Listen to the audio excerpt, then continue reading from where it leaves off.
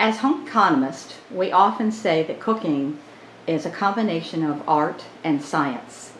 Well, this is our English trifle, strawberry banana English trifle, and this is all about art.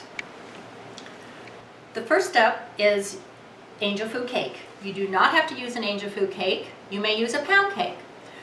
I'm going to take the outer crust off of this angel food cake. The reason you do this is that all our pudding and berries and everything else will soak into the angel food cake. Now, just a brief history of trifle. We always think of it as being English, and yes, indeed it was, but it was also French. Truly, a trifle is just a combination of any kind of cake or cookies, and any kind of fruit, and any kind of pudding or custard. Many times there's jam and preserves and so forth. And typically there's usually also some kind of liquor, like rum or sherry or any type of liquor, really, whatever you like. Now you can see I'm using a bread knife. I do not want to change the texture of the angel food cake at this point. Yeah, if you use like a chef's knife, it might compact the cake. Like, you know, you've been to a restaurant and you got a loaf of bread and you cut it and it went from being like a poofy loaf of bread to a flat loaf of bread. So you're trying not to compact this cake. Okay. I'm now slicing the angel food cake about 1/4 of an inch through, and there will be 6 to 8 slices for the cake. The reason I do this is that as I start to assemble, all the flavors will be able to go through each of the slices, and the slices aren't too thick. I'm layering 2 of the slices a little bit on an angle into a 16-cup glass trifle bowl. Okay, the first step in our strawberries is we want to hull them. Now the reason we're doing that is because it simply makes for a nicer looking strawberry in the presentation, and you still have the round top on the berry. You put that little huller in. You want to do another one, Jan? Just put the little huller straight in, twist it around, and pull out the stem and the hull. Then we slice the berries in half, which we've done previously. And now we're going to line up the berries around the outside edge of the trifle dish. Make sure you have nice large berries, and we're going to put them with the cut side out so that you see that nice pretty strawberry, and it's going to be nice and even all the way around. We're going to do the entire rim of this trifle dish with these nice fat cut strawberries. For this trifle you'll need 1.5 cups of large strawberries. Next step is a combination of cream sherry, that's 1/2 cup of cream sherry, and 1/4 cup of peach schnapps.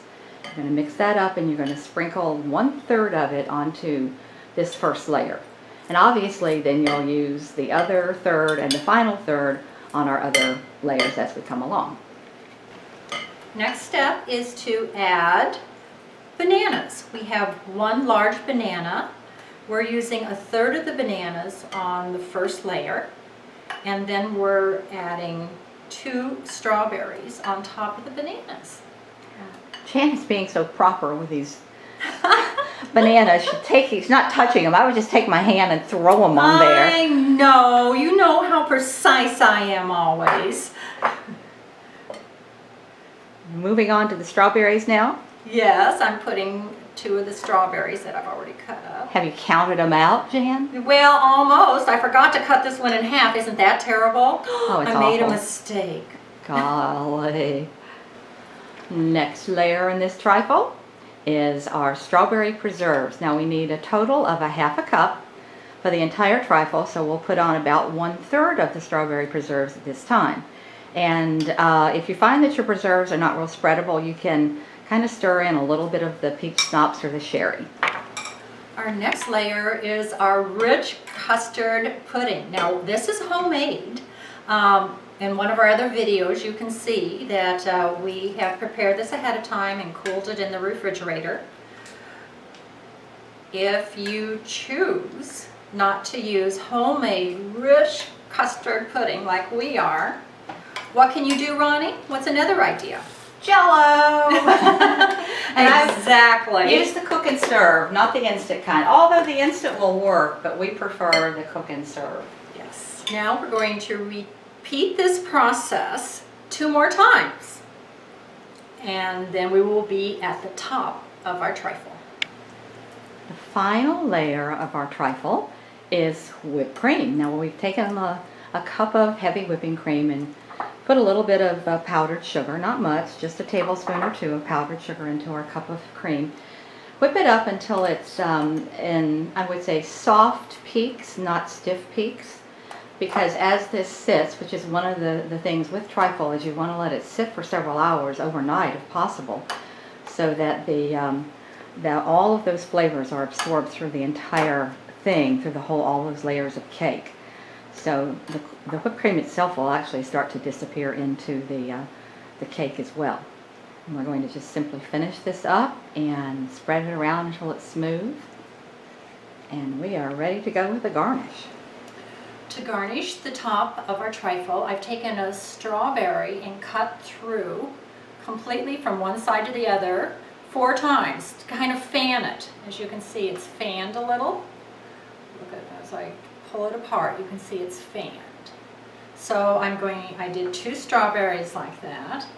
So I'm putting that on the top of the trifle. And then I'm adding just a little bit of a mint leaf right in the center. Putting together this English trifle has been a lot of fun, hasn't it, Ronnie? It has. I really have enjoyed it, and we know you're going to love this recipe and our piece of art. I have one question for Jan. What's that? Where are our spoons? Oh my gosh, we gotta taste this. I'll go get them. Bye. Designing Dishes, Jan and Ronnie. See you next time.